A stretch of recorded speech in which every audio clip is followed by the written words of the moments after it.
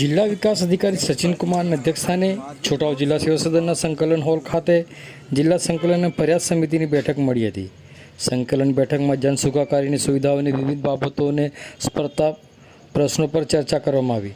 આ બેઠકમાં સાંસદ સભ્ય શ્રી જસુભાઈ રાઠવા અને જિલ્લા પંચાયત પ્રમુખ મલકાબેન પટેલની ઉપસ્થિતિમાં જિલ્લામાં શાળાઓના ઓરડા, આંગણવાડીઓ, પીએસસી, સીએસસી સેન્ટરો, BSNL નેટવર્ક સહિત જનસુખાકારીની સુવિધાઓની વિવિધ બાબતોને સ્પર્ધા પ્રશ્નો પર ચર્ચા કરવામાં આવી હતી. સંકલન સમિતિની બેઠકમાં જિલ્લા વિકાસ અધિકારીશ્રીએ સંકલન સમિતિના અધિકારીઓને જનપ્રતિનિધિઓના પ્રજાલક્ષી પ્રશ્નો પર ચર્ચા કરી તેનો નિયત સમય મર્યાદામાં ઝડપી હકારાત્મક નિકાલ કરવા જણાવ્યું હતું. વધુમાં અધિકારીશ્રીઓને જનપ્રતિનિધિઓ સાથે સંકલન કરી વિકાસ કાર્યોને ઝડપી વેગ આપવા સૂચન કર્યું હતું.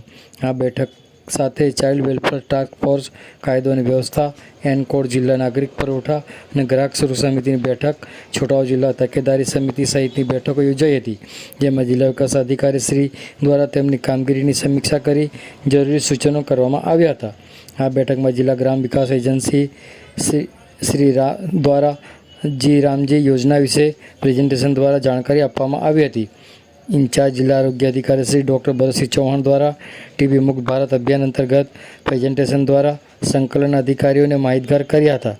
આ બેઠકમાં પ્રણિવતા શ્રી કલ્પેશકુમાર શર્મા, જિલ્લા પોલીસ અધિક્ષક ઇમ્તિયાઝ શેખ, નિવાસી અધિક કલેક્ટર શૈલેષ ગોકલાણી, મદદનીશ કલેક્ટર મુસ્કાન ડાંગર, મદદનીશ વન સંરક્ષક ફતેહસિંહ મીના, જિલ્લા ગ્રામ વિકાસ એજન્સીના નિયામક KD ભગત, પ્રાંત અધિકારી શ્રી સહિતના અમલીકરણ અધિકારીઓ ઉપસ્થિત રહ્યા હતા.